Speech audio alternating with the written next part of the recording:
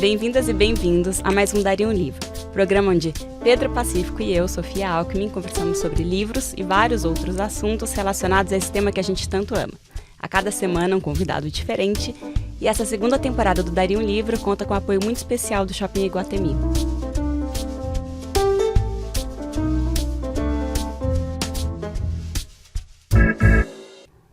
E hoje temos uma convidada muito especial que está assim presente nas redes sociais. Tem vários vídeos dela que viralizam. Ela é psicanalista, pesquisadora, professora, palestrante, escritora.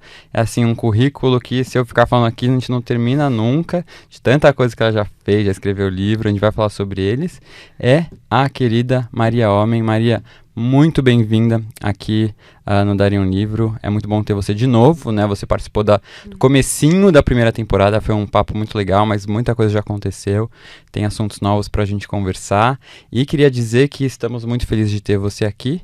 E eu que acompanho o seu conteúdo nas redes, YouTube, acho que a gente vai conseguir conversar bastante sobre leitura, mas não só sobre leitura, também sobre o seu conteúdo e mais uns outros assuntinhos, né? A gente foi a fundo nas últimas coisas que você deu de entrevistas, então é uma honra ter você aqui com a gente mais uma vez.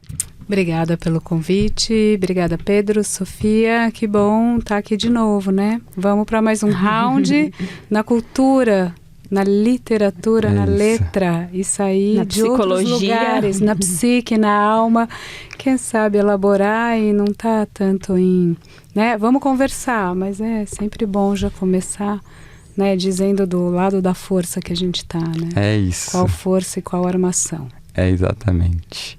Bom, pra gente começar aqui, queria fazer uma pergunta que eu até já fiz pra você naquele momento, mas queria que você repetisse porque nunca é igual. Conta pra gente como é que começou a sua relação com os livros, né? Pensando assim, Maria Homem criança, era rodeada de livros, uma família que leitora ou não? Foi algo mais pra depois, adolescente, adulta? Conta pra gente. Olha, eu nem lembro o que eu falei, mas eu vou voltar aqui. Sim, era uma família com livros. Era uma família com discos e livros. E uma casa no campo também. Então, o que eu lembro? Eu vou colocar alguns flashes do que eu lembro. A gente ia... Meu avô veio da Itália, né? Pequeno, então esse é meu braço, vamos dizer, italiano, assim, e fez o trabalho dele, aquela história clássica de uns imigrantes que vieram antes da Primeira Guerra, com fome, né? E trouxe, acho que, duas coisas importantes. A relação com a música. Meu avô tocava violino e tinha essa conexão com o baile, a família dele, aquela família que se reunia domingo, a nona, que eu não conheci, fazia massa na mão e tinha as festas, e tinham também os livros. Como meu avô e minha avó educaram as duas filhas que eles tiveram, naquele clássico, que uma toca violino, a mais velha, como o pai, minha tia, e a outra piano, minha mãe. Então, tinha em casa, eu lembro disso, acho que antes talvez do livro abstrato, nem sei porque me veio essa lembrança agora, gente, olha só que curioso, mas música clássica, tinha o LP e tinha assim uns encartes contando as histórias, Peer Gynt, Anel dos Nibelungos, Tchaikovsky, né, Beethoven, Haydn, Schubert. O que é o romantismo? Só que não era assim, tinham figuras e contava, e eu não sabia, depois eu vinha colocar isso num arco histórico e até compreender a modernidade, o século XVI, XVIII, enfim, até até para ver, porque é muito interessante ver como a música também está refletindo as concepções de subjetividade. Então, o que é um classicismo e depois o que é a desconstrução do barroco? E o que é depois o romantismo alemão na música e na literatura e na poesia, que é uma invasão pulsional. É a pulsão depois de uma camada de uma certa... de um culto à razão. né? Então, essa fundação de um cógito cartesiano, século XVII, depois o XVIII, depois o XIX. Então, hoje eu tenho afastamento para compreender o que aquela menina daquele, sei lá, talvez antes um pouco de saber ler. Eu lembro muito isso, assim, talvez 5, 6 anos, depois 7, que era ouvir aquele som, minha mãe também tocando piano, a gente ouvindo aquela música, e também tinha MPB, né? Eu lembro Falso Brilhante, Elis, Chico, assim, era a minha base. E as histórias, aquelas histórias épicas, e os raptos, as Sabinas e as guerras, e isso que está nas aberturas do cinema, tá? Em 2001. Sim. Essa é uma sonoridade que veio junto com as histórias, com os mitos. Então, acho que minha entrada, talvez, ou o que está me vindo agora, era muito nessa linha. Era que, na verdade, é isso. A gente que fatiou e a gente fez artes do corpo, artes da música e artes do livro, né? Mas assim, o que é a ópera? O que eram os antigos rituais, as performances, onde você dança, né? Alguns rituais, algumas religiões até de matriz mais africana, você tem o som, o atabaque, o corpo, o transe e a palavra. Tá tudo muito junto. E para criança também entra assim. E eu depois fui indo para música, quer dizer, toquei aquele meu violão de adolescência, sabe? E talvez eu pegue aí umas cifras, mas certamente eu fui muito mais para as ideias. Fui para as ideias, fui para as letras e aí eu lembro uma outra coisa muito importante, foi uma biblioteca que tinha na casa da minha avó. A mulher desse avô, né? Os 2 avós que eu conheci foram esses. E aí tinha a primeira grande coleção, aí teve algumas coleções marcantes. A primeira era Monteiro Lobato, que para mim era, né, aventuras e com todas as críticas e considerações que a gente pode ter hoje. E depois Machado de Assis, que aí me fascinou completamente. Então foi o primeiro grande autor brasileiro que me capturou. E depois, né, Guimarães, depois Clarice. Que engraçado, para mim foram referências iguais, assim, também. Eu tive muito presente em Monteiro Lobato. O meu pai sabe de cor, assim, sei lá quantas histórias é capaz de contar em detalhes, todas. Eu Sério, acho que eu devo conhecer, eu tenho coleções de Monteiro Lobato. E Machado de Assis, numa conversa com a Astrid, ela falou, nossa, mas tem coisas que são tão densas, né, quando você é novo, mas pra mim, eu já lia desde novinha, assim, Machado de Assis, e eu adorava. Engraçado que pra mim, Machado de Assis realmente era o denso, não, era coisa de escola. Eu fui aquele leitor de Harry Potter mesmo, sabe? Aquela geração que foi muito marcada por Harry Potter. E você sabe que assim, eu adorava, você vê o que é a vida. Eu li talvez Nova demais, o Machado, não sei. Com certeza ele Nova demais. Mas, assim, eu lembro que eu tinha uma implicância, assim, não gostava quando ele começava, cara leitora, mas a estimada leitora deve saber, eu falava... Fica quieto, né? Eu tô aqui. Não conversa traiu comigo. Ou não traiu, né? Captou, né? Aquela memória. E eu acho que depois, eu até falei isso talvez em alguma entrevista, que aí falando sobre a sua experiência é um ato analítico, né? Porque aí você vai se dando conta de coisas. Então, numa entrevista, assim, eu falei, eu acho que a minha introdução à psicanálise, eu ser fisgada, foi pela literatura. Porque o que era Machado para mim? Para mim, ele é, assim, um psicanalista máximo. Assim como depois eu me apaixonei por Shakespeare, e se passa, né, pelos autores icônicos, clássico, e depois sim. Proust. Eu tenho top 5 ou top 10, né? Que depois você lê tudo. Aí eu fiquei maníaca. Proust, aí lia tudo. Aí já era mais na faculdade, então com uns 20. Você leu Em Busca do Tempo Perdido tudo, completo? Sim, eu amava isso. Aí fiquei maníaca. Aí tive minha fase Borges, que já era, acho que no mestrado, porque tanto que usei um pouco da Clarice, a Divina Comédia, um pouco de Aí eu fui numa viagem específica, mas tem alguns autores que você vai e se apaixona. Freud, Lacan, quando fiquei grávida, Winnicott, enfim, é meio, você vê que eu sou eclética. Mas você gosta dos densos, né? Você gosta mas dos o que eu entendi, dá nó na cabeça. o que eu entendi que eu gosto da mesma coisa, que é meio, eu vou falar um termo aqui, mas é a alma humana. Sim. Acho que é isso, esse Pra mistério. mim é Dostoiévski, que eu também acho que me faz refletir, sabe? A psique humana dos personagens. Tive minha fase, que todo mundo acho que teve, né? Algum momento que você também é um grande, eu diria que todos esses que a gente está falando são grandes psicólogos. Sim. É assim, não sei se teria muito essa separação entre psicanalistas, psicólogos, escritores. Claro que tem, mas assim, o Shakespeare é o gênio de uma certa inclinação da alma ao poder. Eu diria que essa é uma grande...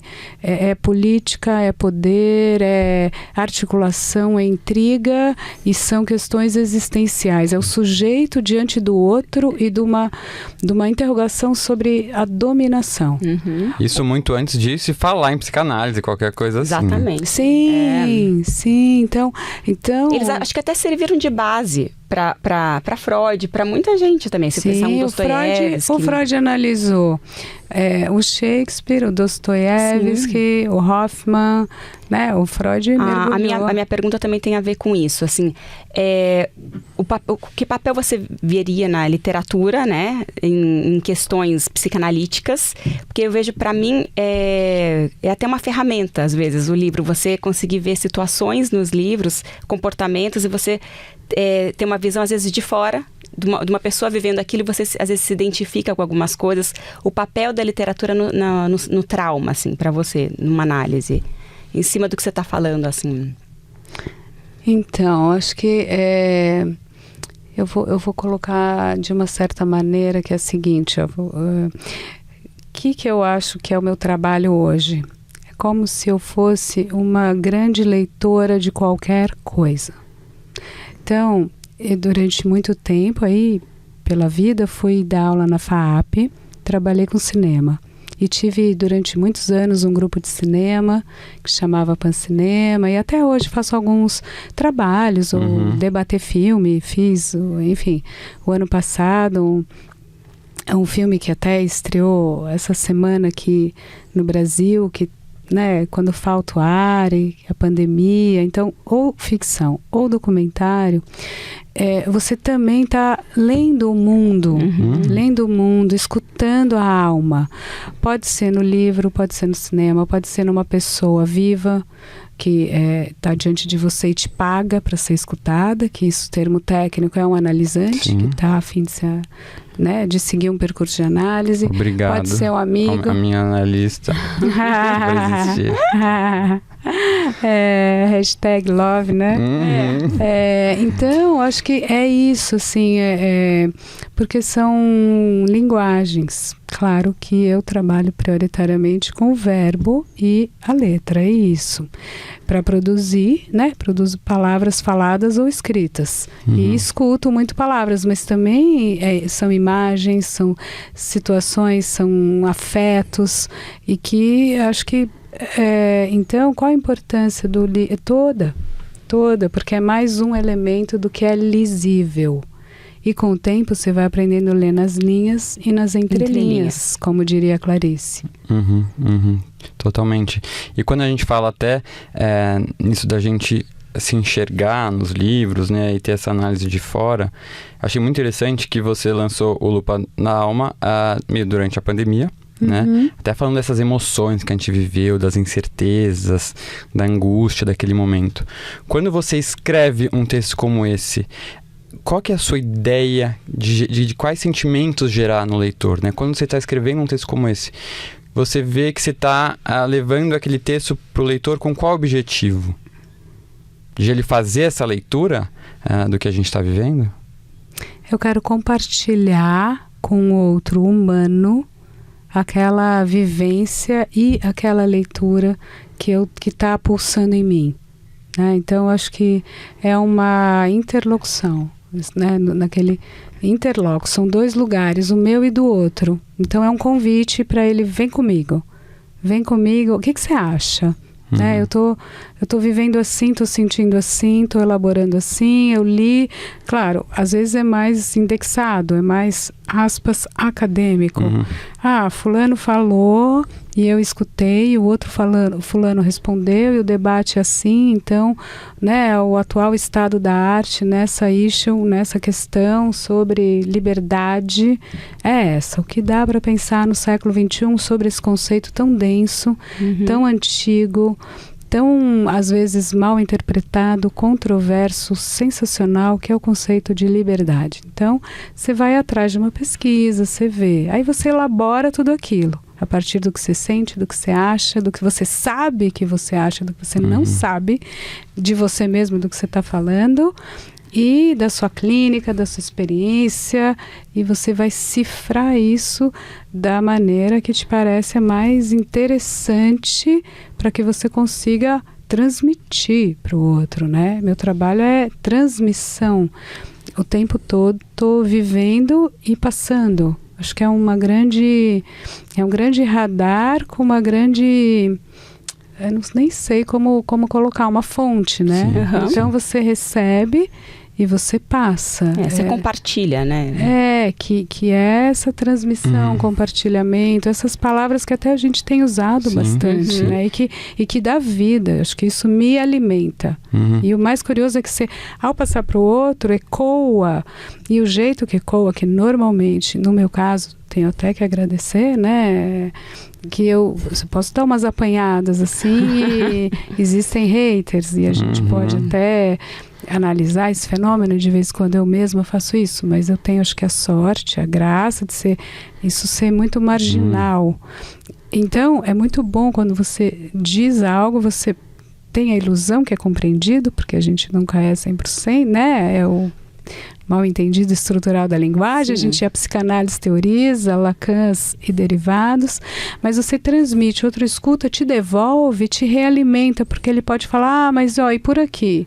Mas e aquilo que você não falou? Mas você também não acha que... E isso é receber, pode até ser um pouco contrário, mas é contribuição.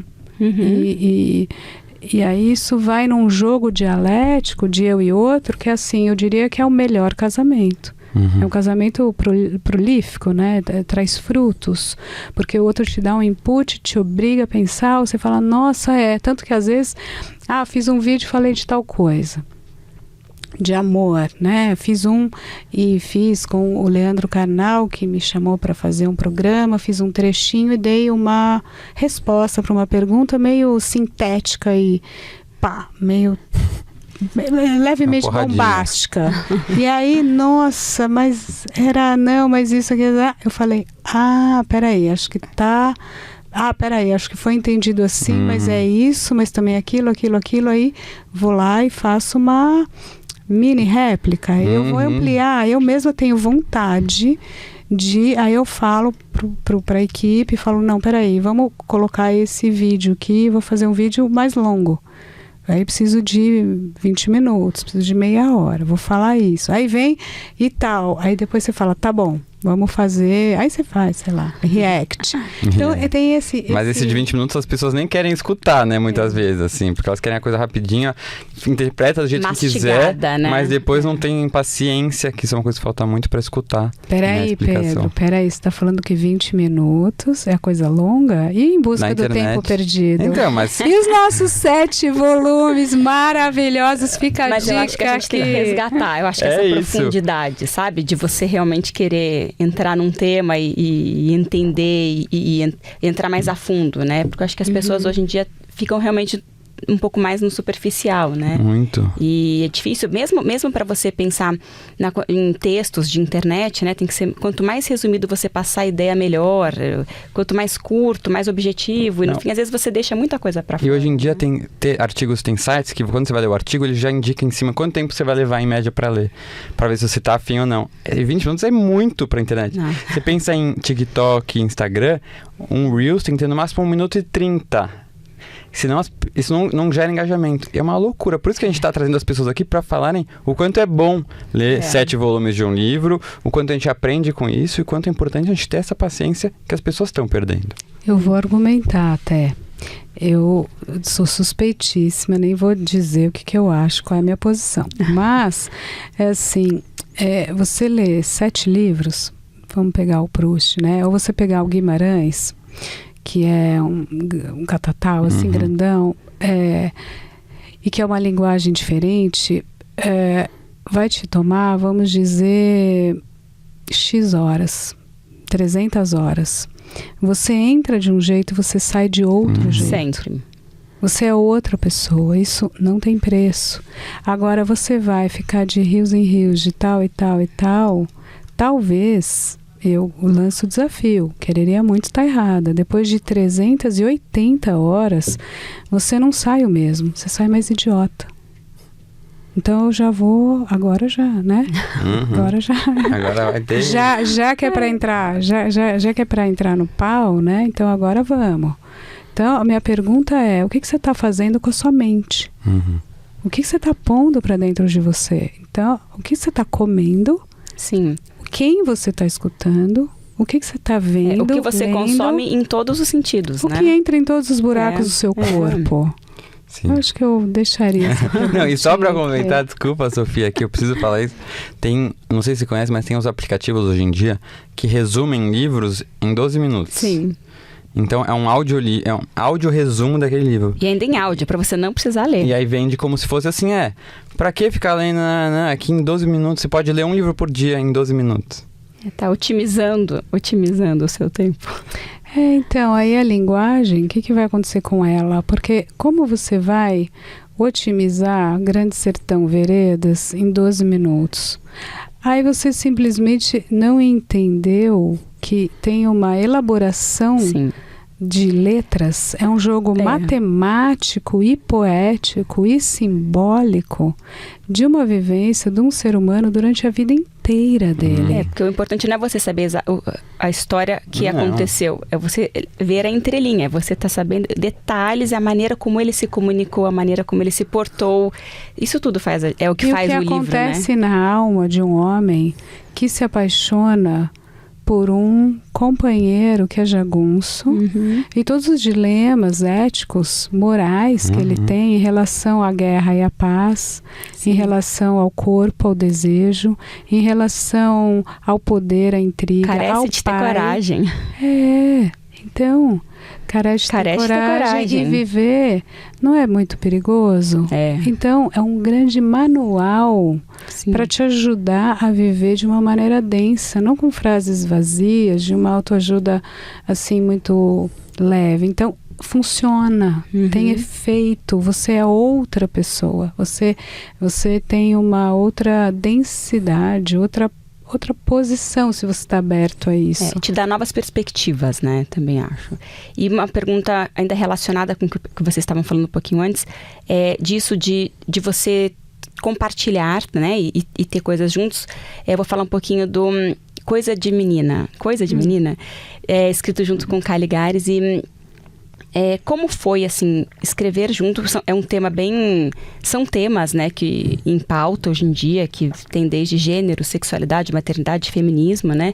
E como foi esse projeto junto, né? E de onde veio? E como foi escrever junto, assim, o livro? Olha, de novo, aí eu sou duplamente suspeita, né? Porque qualquer coisa com o Contardo era muito boa, muito criativa, muito fluida, natural. Então, a gente passava o dia inteiro escrevendo juntos, basicamente. Escrevendo assim, desde... hoje é quinta-feira, então a gente vai viajar? Não, quando? O que a gente vai levar? O que a gente vai fazer? Vamos ver tal peça, tal dia, tal hora. Nossa, mas você leu fulano no jornal hoje, mas você viu, nossa, você viu que não sei quem falou, mas o que você acha, tal? Nossa, mas aí vamos responder assim, assado, vamos fazer esse projeto. Não, mas eu tô lendo tal autor, tive um insight, mas você acha? Não.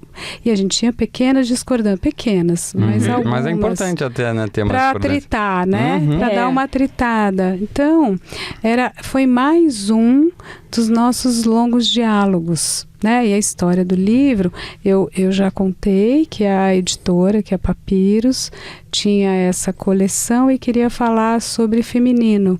E me chamou e falou, olha, a gente normalmente faz no formato de uma conversa. Vamos chamar alguém, né? O mais óbvio seria chamar uma mulher negra, a gente tinha alguns nomes e tal. Depois eu falei, e aí eu ficava debatendo com ele sobre isso, quem poderia ser. E aí, no fim, a gente debateu o livro inteiro. Aí eu falei, quer saber? Eu vou te chamar. E mesmo, é um livro natural mesmo, né? Você vê que ele é fluido, que é uma coisa leve mesmo. Sabe que muita gente me fala isso, Sofia? Todo mundo... E dá pra sentir que realmente é isso, porque é uma conversa leve mesmo, né? Ela é leve e profunda ao mesmo tempo, exatamente. Porque a gente debateu muito antes, que nem eu contei, a gente já ficava aqui, né? E aí a gente começou a ler só isso. Aí a gente começava a trocar bibliografias e ficava, né, tal fulano, tal pedaço, mas, né, a história, os feminismos, para saber a história dos movimentos, os autores, que a gente sabia, a gente foi organizar, né, maternidade, voltou na psicanálise, a sociologia, a história da mulher, e aí foi aí que eu falei, nossa, você é um interlocutor perfeito, vou propor para a editora, eles toparam, e aí a gente fez, assim. Demais, muito legal. E a gente também fez coisa de menino, então a gente já fez, e aí tá no prelo, sabe? A gente ainda tá na história de organizar, achar uma brecha, e vai sair também. Ai, que bom. Não, até falando isso de sexualidade, né? Coisa de menina, coisa de menino. Ontem a gente teve aquela triste surpresa na Câmara dos Deputados, de um deputado que teceu várias falas transfóbicas no Dia da Mulher, né? Ontem foi o Dia da Mulher, depois que duas deputadas trans subiram e tinham falado também sobre o Dia da Mulher. E ele falou que hoje em dia tem muita mulher perdendo espaço para homens que que querem se sentir como mulher.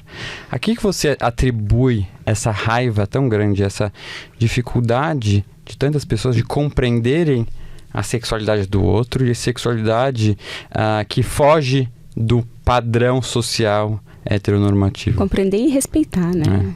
Que difícil. Que eu acho que essa é uma boa pergunta, até para a gente ampliar essa conversa, que é assim, para compreender e respeitar, a gente tem que fazer o luto da verdade da norma. Então, heteronormativo significa que eu vou dizer o que é o bem. Essa pergunta sobre o que é o bem e, portanto, o que é o mal, o que é o certo, o que é o errado, essa é ancestral. Muita tinta, muita fogueira, muito chicote, e a gente tem um amor à norma muito profundo. Normativo, essa palavra é muito interessante. E o que a gente descobriu? Aí eu gosto de voltar para a matemática, porque lembra, a curva de Gauss, isso é a curva normal. Não sei, a gente tem... Acho que é aqui assim, a sua câmera é aquela. Eu tenho uma. Só isso sua. Aqui, ó minha câmera. Então, isso né? Essa curva de Gauss, essa é a curva normal. É uma curva, é uma distribuição comum na natureza. Por exemplo, vamos pegar o básico, alturas de pessoas. Os humanos tem os altos e baixos. Para nós, isso parece muito relevante, mas de um foguete na Lua é irrelevante se é um tanto para cá, para mais. É imperceptível, inclusive, para eles. Né? É invisível. Mas, de qualquer forma, tem uma distribuição que ela vai numa faixa que não é muito grande. Vai de 1,40 a 2,40, quase tudo. Né? Não sei. E aí, só que o limite inferior, né, 1,40, poucas pessoas. E 2,40, poucas pessoas, talvez pouquíssimas. Então, tem uma distribuição aí dentro. E onde sobe? Onde está a maioria? Está aqui. Isso vale para quase qualquer coisa. A altura das árvores, né, o tamanho dos peixes e muitas, até as montanhas, se você pensar o tamanho do universo e das galáxias. Agora, a gente precisa de normas para dizer, eu estou bem. O nosso juízo superegóico fica nos avaliando e ele precisa de critérios. que momento da história a gente está? Num momento que eu acho muito interessante, que é de falar, bom, por que eu preciso de norma para me guiar para o bem? Peraí, talvez vamos complexificar, acho que a gente já tem maturidade o suficiente para se perguntar sobre o bem a despeito da norma. E está fora da norma ou da massa, do grosso, no eixo, né, mais comum da normativa, não necessariamente me coloque fora do bem. É um outro bem. Então, esse conceito, o outro bem, ele é recente. Ele, de certa forma, é recente. E muita gente ainda se angustia diante disso. Porque ela fala, peraí, não está com todo mundo? Não está na natureza? Aí você coloca umas expressões do tipo, é natural. Como assim? Então tá fora, isso é... Deus criou, não sei o que, né? Aí você vai legitimar, vai indexar esse natural, ou pela bioquímica, pela genética, pela natureza, ou por uma força transcendente à natureza que teria criado essa natureza, que seria alguma consciência divina que organizou e que teria escrito um livro que disse. Então, assim, para já... Assim, acho que a gente tem liberdade aqui, né? Então, eu vou ser bem direta. A gente produziu um livro que tem mais ou menos uns 5.000 anos, 3.000 anos, entre os pensamentos, as histórias, as narrativas e as confecções. É um livro como vários outros da produção humana. E é incrível esse livro, é um conjunto de livros, se chama Bíblia. Agora, a gente já avançou muito mais. A gente já tem muito mais ideias, critérios, histórias, e a gente complexificou o campo simbólico e imaginário humano. Então, não faz sentido a gente dizer está escrito, a Bíblia diz. É muito interessante que esteja escrito e a Bíblia diga, mas não é a norma. É só um texto que a gente produziu como cultura humana. Então, todo esse debate também do carnaval, né, que foi recente, sobre pode ou não cristão fazer bloco, pode ou não evangélico estar no carnaval, pode ou não. Então, assim, não é... talvez a gente possa, como o Brasil, eu sei que eu estou dizendo isso, e é minoritário, e a gente é polêmico, estou provocando, então, levemente, mas não é uma provocação vazia, que é muito importante a gente saber aonde a gente ancora os critérios de pesquisa e de verdade. Não é num livro antigo, é isso.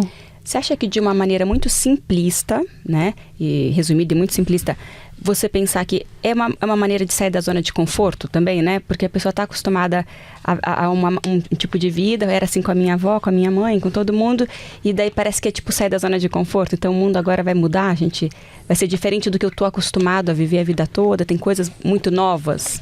Claro, por isso que eu digo que a gente talvez... hoje já tenha mais maturidade para suportar a angústia da incerteza, de lidar com esse não conforto e mesmo desconforto, porque sim, como assim? Então menino veste azul, menina veste rosa, e toda a provocação que a gente fez, eu concordo com o título do livro. Sim. É verdade. Eu pessoalmente, talvez eu preferiria tá numa era em que fosse mais simples, tá? Me explica então que tem céu e inferno, obrigada. Que tem terra e ar, tá?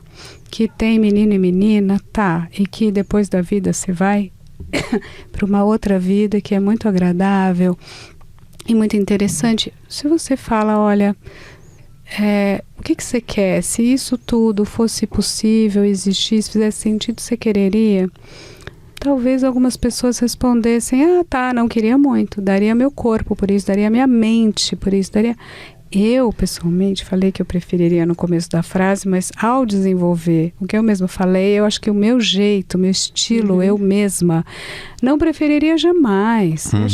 Achar uma chatice, achar, nossa, entediante no último, porque é isso, já entendi, vamos tocar? Tá, depois de 3 dias eu falo, nossa, me dá uma ilha aí para eu navegar, para me perder, deixa eu escrever uma série de aventuras, né? Porque eu sou isso. Sim. Então eu acho um privilégio a gente estar vivendo neste momento, Aqui é tudo muito mais enevoado, às vezes vivido como confusão e que traz sofrimento. Então, só para fechar aquela pergunta lá atrás, né? Então a gente não consegue respeitar o outro.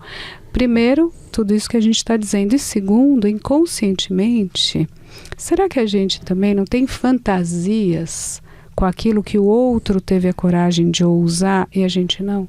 Será que também não é uma defesa contra aquilo? Não estou falando, se você é homofóbico é porque você é gay. Não é assim tão direto, mas eu diria com todas as letras. Se você é profundamente homofóbico, você tem uma questão com qualquer tipo de fantasia homossexual. Quer dizer que você então seja gay ou homo? Não necessariamente, mas você não se permite, você não se autoriza nem pensar sobre isso. É tão difícil, o próprio medo de vir a desejar e de vir talvez a pensar, será que eu estou bem no meu corpo, eu seria trans ou não? Isso pode deflagrar inclusive surto psicótico. Já trabalhei com um caso assim. Então, não é, então é porque era trans, tá vendo como essa... Não, é o contrário. É que às vezes a gente não se autoriza a ter isso como objeto mental, objeto subjetivo. Então eu diria, gente, a mente é muito mais plástica, né? A neuroplasticidade, o cérebro. Então, vamos pensar sobre qualquer coisa, como diria Bion, né? Você tem elementos alfa que estão por aí, vamos digerir, vamos deglutir tudo isso, põe na roda. Por isso que é muito importante ler. E muito importante o universo da palavra, da troca, da fantasia, do imaginário, no sentido mais rico do termo. Sim, aqui, sobre isso que você falou até, né, de uma própria insatisfação e conflito interno com uma questão própria, eu senti muito isso, né, quando eu cresci reprimindo a minha sexualidade como homem gay e só fui me entender depois, me aceitar como homem gay. E antes de me aceitar, eu repelia tudo que pudesse me aproximar do universo homossexual. Exato. Porque eu até tinha medo de ser associado a isso. Então, se eu tivesse amigos gays, eu ia ser associado, iam poder, né? Então, eu precisava construir todo esse escudo heterossexual, assim, né, para me proteger do que as pessoas podiam pensar de mim, descobrir esse meu tema tão profundo que nem mesmo eu acessava. Eu reprimi tanto que nem mesmo eu me dava o direito de dialogar comigo mesmo sobre esse tema. Muito doido isso. E aí, falando da própria leitura, né, que você falou, né, é importante a gente ler. Você falou muito da leitura como compartilhar, né, você escrevendo e você compartilhando. Quando a gente lê, você concorda que a gente não só vai conhecer sobre o outro, mas também vai conhecer muito sobre nós mesmos? Sobretudo sobre nós mesmos. Aí é isso, né? A leitura é o espelho da alma, que é pelo outro. E por que você chora no cinema? Você chora. Você acha que é óbvio chorar? Você acha que é assim, canal lacrimal, gol, chavinha, vai, né? Não, é que a história do outro, aquele livro, aquele... né? Aquilo te tocou de uma maneira que você também... imediatamente entrou no teu universo. É a tua lembrança, é aquele cheiro que vem na memória. Vai, proustiano, é aquele olhar, aquela palavra, aqueles significantes, como diria o Lacan, são aqueles restos de coisas que estão aqui e o tempo todo. Por isso que a gente está num grande labirinto especular. Isso que é um pouco a vida. E cada momento, eu mesmo não estou aqui, tá bom, tá, quer fazer o podcast? Vem, endereço tal, tá, vamos fazer presencial, a gente está aqui na mesa. E de repente eu estou lembrando como é que era Peer Gynt. Eu, com 5 anos, 6 anos, ficava lá vendo as figuras. Depois fui me apaixonando por ler aquelas histórias. Então, isso... eu sei que eu vou sair daqui e sem querer tá aflorado esse inconsciente, esse material. Então, eu vou ouvir uma música, eu vou entrar em conexão com isso. Eu vou ter saudade da minha avó, saudade do meu avô, né? Então, assim, enfim. Falando em chorar, eu assisti agora o Baleia, a semana passada, um filme maravilhoso. E o personagem é homossexual também, né? Além de ter uma obesidade mórbida. E o que eu chorei no final do filme. Eu fiquei com vergonha de sair do cinema. Inchado, assim, eu não sei de ninguém que não tenha saído assim, então... Gente, Aproveitando que a gente está falando assim de comportamento humano, você deu uma entrevista falando da dificuldade de se chegar aos 40, né? Que é aquela famosa crise da meia-idade. Eu tenho vários desdobramentos, assim. Você acha que é inerente à natureza humana chegar assim, mais ou menos nessa... o que seria a metade da vida, né? Acho que hoje em dia não é mais, para mim, pelo menos. Acho que teria que ter adiado um pouco, mas você acha que é uma coisa inerente, que realmente a pessoa prestando atenção nisso ou não, ela vai ter esse momento de questionamento, tal, de análise da vida dela? Ou se em algum momento isso foi um assunto abordado e daí começou-se a prestar atenção nisso e virou meio que a crise da meia-idade, sabe? Se virou um reflexo de falarem tanto disso e tal.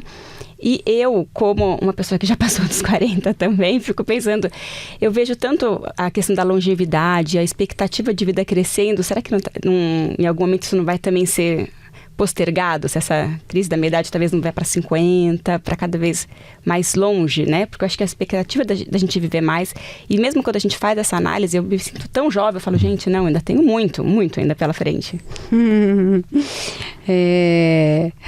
Eu diria assim, será que o humano não é um bicho que pensa a sua história quase sempre? Porque o que é a trajetória do herói? Você poderia imaginar que é o primeiro momento, né? O herói normalmente é aquele momento da adolescência e da primeira juventude. Você está se construindo a si. É a primeira construção de si, do self. Então, já é um processo subjetivante. Ele é introspectivo, você faz esse caminho. Qualquer mito vai dizer dessa passagem, né, de uma posição A para uma posição B. Com mais ou menos sucesso e com mais ou menos sofrimento e sempre com mais consciência. Sim. Eu diria que essa crise dos 40 é uma retomada dessa primeira passagem do herói de construção de si. É como se fosse um check-in. Peraí, o que eu fiz da minha vida então? É quando o de 40 encontra o de 20, encontra o de 15, que teve que fazer escolhas que nem ele sabia quanto eram fundamentais. Ou sabia, mas era um saber junto com angústia. E você fala, meu Deus, eu vou para humanas, vou para exatas, eu vou fazer vestibular do quê? Tem muito conhecimento, experiência também, para poder ter, né, sem as respostas, assim, meio que com menos autoconhecimento. Quem eu sou, o que eu trabalho, onde eu gozo, né? Precisa de um chão analítico e tudo, e muito... né? Dá-lhe experiência, livro, sofrimento, amigo, corpo, vida, dá-lhe vida. Vida vivida. Dá-lhe vida vivida e subjetivada. Né? Como diria, né, Sócrates, uma vida só vale a pena se examinada. Então isso é próprio da nossa posição, é da subjetividade. A gente é uma máquina de viver e examinar.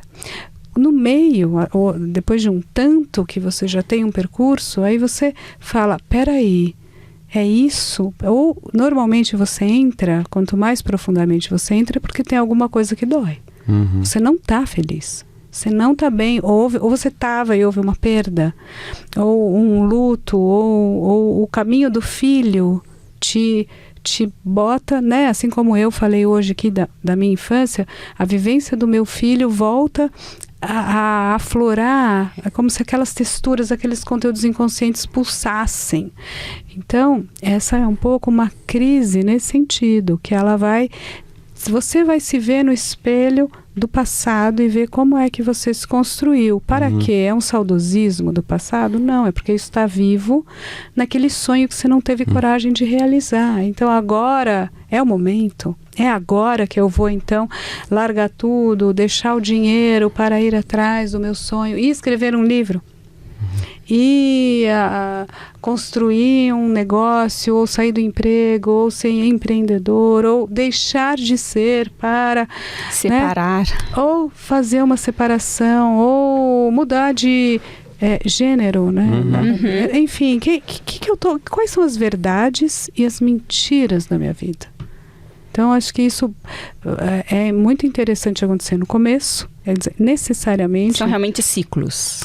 No começo, no meio e no fim. Porque quando tem um outro momento, você está 60, 70 hoje, você fala, nossa, então tá, eu vou continuar trabalhando, não posso me aposentar, não posso, o que eu faria? Peraí, quem é meu filho? Não estou entendendo, esse adulto é muito estranho. Nossa, que incrível, olha o filho do meu filho, né? Você já está numa altura tal do promontório da vida, para você tem altura para ver, você já tem um zoom out, né? Você já viu, a câmera já se afastou e você já está olhando, e você vai se preparando também para o fim. Sim. Que bom, né? Que a gente pode, que bom, não sei. Às vezes eu tenho também o saudosismo, não queria pensar, não queria ter a consciência, não queria, que saco, queria ser mais burra, por favor, tô sofrendo, depressão, estresse, chega, né? Minha amiga, desde sempre, nossa, você pensa demais. Você pensa demais. Eu falei, olha, se eu tenho um sintoma que eu tenho, é esse mesmo. Esse é meu problema. Mas enfim... Fazer o quê? E até tô lendo o livro Memórias Póstumas. Não, Memórias de Minhas Putas Tristes, do Gabriel Garcia Marques. E ele fala justamente, justamente essa história. Mesmo. Um senhor nos 90 anos meio revisitando a vida, numa vida que não foi muito bem vivida. E aí, passando para outra pergunta, que considerando o nome dos podcasts, daria um livro, eu queria te perguntar, Maria, se tem assim para você compartilhar com a gente uma história, um momento da sua vida que você acha que, né, para você daria um livro, assim, algo que marcou muito você, que você pode compartilhar com a gente. Eu vou contar, que é o momento que eu estou vivendo agora, não, que eu vivi recentemente, e é esse o livro que eu estou escrevendo agora, e que esse não é muito feliz, mas é alguma coisa que eu tenho que fazer, que é um pouco da história com o Contardo. Então é um livro que é de amor, mas é de morte. Então eu queria a experiência da perda e do câncer, e a transformação da pessoa, é muita densidade. Nossa. Então eu comecei no dia que ele morreu, no dia exato que ele morreu, que eu voltei para casa sozinha carregando uma mala, que era, sabe, atravessando os corredores assim do hospital, quando todo mundo foi embora, quando tudo acabou, os papéis, as horas depois, no mesmo dia, 30 de março de 2021, que está fazendo 2 anos agora. O mês de março, meu pai morreu também, era muito nova, dia 3 de março. Eu contaram dia 30, então... Esse mês é marcante. Esse é um mês das águas, né? Esse vai. Então, eu acho que é isso. Não sei qual é o tipo de livro. Então, eu já comecei, já fui, depois empaquei. Aí parei, porque... aí você está no luto, né? Ele ao mesmo tempo é uma ajuda, você sabe quando você está mal e você começa a escrever? Colocar para fora um pouco. Você vai escrevendo, eu sempre escrevi, desde sempre, né? Mais testemunha, mais ficção, mais ensaio, mais acadêmico, qualquer jeito. Já vou, eu vou botando para fora, e é isso, pelas palavras. E de repente você está no próprio processo, então aí você fala, não, nada faz sentido, chega, agora eu falo, não, calma, está fazendo 2 anos, e eu faço muitas coisas, eu trabalho muito, e 2 coisas me salvaram: meu filho, que o Contardo era um pai para o meu filho, então nós, né, nos amparamos, e o tempo todo, né, se o CC tivesse aqui, o CC falaria que ele chamava de CC. Não, mas nossa, mas o CC estaria louco. E agora ele estuda numa escola que o CC, enfim, fez questão que ele estudasse também, acabou por me convencer, e ele tem aula de italiano. E você acredita que é a única matéria que o cara me fica assim, com nota vermelha? Eu falo, você estaria se revirando no túmulo, eu não estou acreditando. E a gente foi para a Itália o ano passado. Quando fez 1 ano, a gente foi, tem toda uma história. Eu falei, você já foi para a Itália, você sabe, não é possível. Então, o inconsciente vai na frente, sim, né? Sim. Então, está muito presente, né? Essa vivência e tudo. Acho que tem uma ancoragem que é no filho e no trabalho. E o livro, eu acho que ele é um trabalho, mas não é. Então, eu acho que eu preciso criar espaço para esse terceiro, né, essa terceira perna, como diria Clarice, para um processo de cura de mim mesma. E partilhar também com muitas pessoas também, né? Vivem, né? E também tem essa, eu sei que eu preciso fazer isso, né? Então, vamos aguardar então no seu tempo esse livro, né? E agora a gente vai para uma parte que faz muito sucesso, que todo mundo adora, que a gente fica aqui trocando ideias de livros. Então, um livro que você ama, que você indica para todo mundo, um livro que você é apegada, o que você indicaria? Só um? Não, pode ser mais. A gente vai fazer depois para várias coisas, mas você pode fazer mais também. Olha, eu já falei de vários autores aqui que me são caros, né?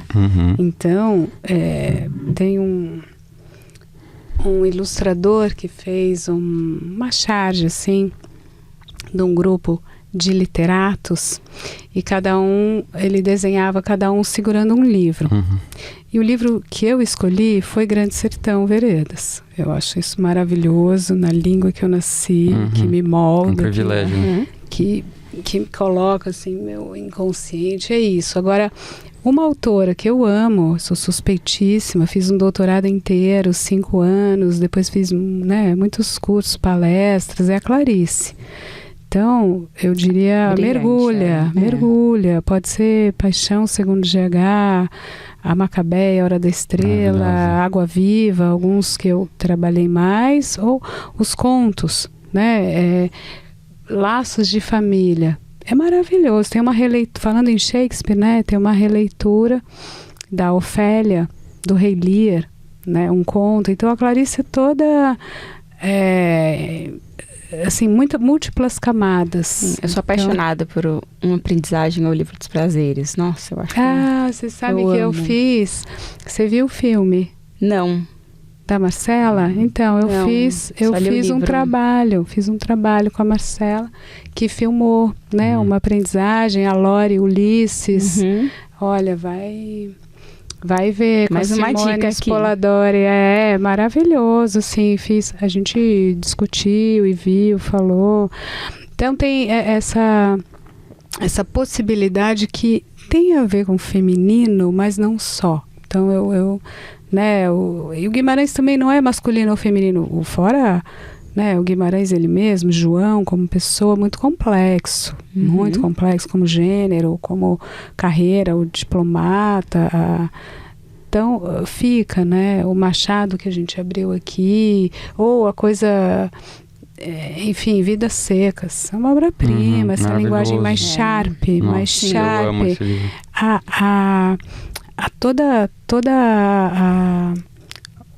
O trato com a língua, né, portuguesa, junto com o conhecimento daquilo que é a gente. Então, esses dias estava voltando na história de Canudos e do Euclides, né, com Sertões, e toda a releitura, oficina, enfim, Zé Celso, mas fui trabalhar Bacurau, fui fazer o ano passado uma fala de Bacurau nos Estados Unidos. Então é interessante também fazer essa conexão com a nossa cultura para outras culturas. Como é que a gente está lá e está aqui, e qual é a minha terra, qual é a história, e com o Brasil dos últimos anos tão complexo e tantas, né, veias abertas, né, como as veias abertas da América Latina. Então você vê, é muito bom, essa vivência nos Estados Unidos do ano passado também foi muito interessante para você ver o continente, esse zoom out que eu falava, né, porque eu estava ligada a um departamento de América Latina, de estudos, e você vê que é muito mais próximo do que a gente, Brasil sobretudo, ensinado nas escolas. Então a gente tem que ter muito mais consciência das histórias de cada um, das similaridades. É uma colonização ibérica, é uma influência norte-americana, as ditaduras, a escravidão, as monoculturas, as elites, o jeito de operar e como isso está também nos livros e na literatura. Não. Demais, ótimas dicas. Para terminar, na verdade, uma coisa, penúltima parte aqui, porque a gente já sempre, como sempre, estourando o tempo e a Maria tem né, compromissos. A gente também. Um rapidíssimo ping-pong, assim, uma pergunta objetiva, resposta objetiva, tá? Prometo. Promete? Mas... Vamos lá, que você tem que sair. Uma inspiração da psicanálise para você? Freud. Um livro que você gostaria de ter escrito? Acho que Proust. Você abandona uma leitura que não tá muito legal? Sim. Cada vez com menos culpa. Precisa aprender isso. Um bom filme ou série que você assistiu recentemente? Eu vi aquele do pai e da filha que vão tirar férias. Eu acho que é o... Filmado por uma mulher. After Sun. Não assisti. Exatamente isso. Que é todo esse título, todo um jogo de palavras, né? Com o sol, o sun, o filho. Eu achei de uma delicadeza, uma profundidade, um certo mistério. É um filme sobre amor, assim, sobre sociedade. Enfim, não fiz ping-pong. Comida que ama? Eu amo, sabe o quê? Steak tartar. Eu amo uma carne crua. Eu acho que é ancestral, acho que deve ter uns milhões de anos isso. Grandes autores usam pseudônimos. Qual seria o seu? Eu já fiz uma vez um concurso de literatura e ganhei até. E o pseudônimo que eu usei, eu não lembro o primeiro nome, mas o último era Katz. Legal, então você já até teve essa experiência. Já tive, acho que era Katz. Katz. Legal. Um bom livro combina com? Tudo, eu gostei. Tudo. Gostei. E qual vai ser a sua próxima leitura? Eu ando lendo muito sobre mudança. Agora eu estou inventando um outro projeto, uma outra coisa para fazer que tem a ver com transformação. Theory of Change. O que é mudança? O que é transformação? Como fazer isso em escala, para além da clínica individual. Então, só ando lendo isso, pensando sobre isso, escrevendo sobre isso. Acabei de fazer um paper sobre isso. Tem até um livro que talvez te interesse, chama The Transition Baby, que é sobre a história de uma pessoa trans que faz o caminho da destransição. É bem interessante, eu não li, mas muita gente gostou. Eu tenho ele que eu comprei. Então, tá nessa linha. E pra terminar mesmo, a gente queria te dar um presentinho, um livro. Dessa semana fui eu que escolhi. Olha só, é um livro obrigada. Até... Depois pode abrir, Pode, né? lógico, pra mostrar ao pessoal que tá em casa. Considerando as conversas, talvez seriam outros livros que eu te daria, mas esse eu acho muito legal. Eu amo esse livro, chama Adua, uma autora somali-italiana, da Somália, Itália, Giaba Sego. Ela vai trazer aqui uma história com muita riqueza da cultura do continente africano e também relação com pai, filha. Ela sofreu mutilação genital, então vai trazer essa questão do corpo feminino, também do feminino, né, da submissão da mulher. Então acho que tem temas muito interessantes e que, não sei, passando na livraria eu achei que você poderia gostar. Uma leitura pesada, mas que faz a gente pensar bastante.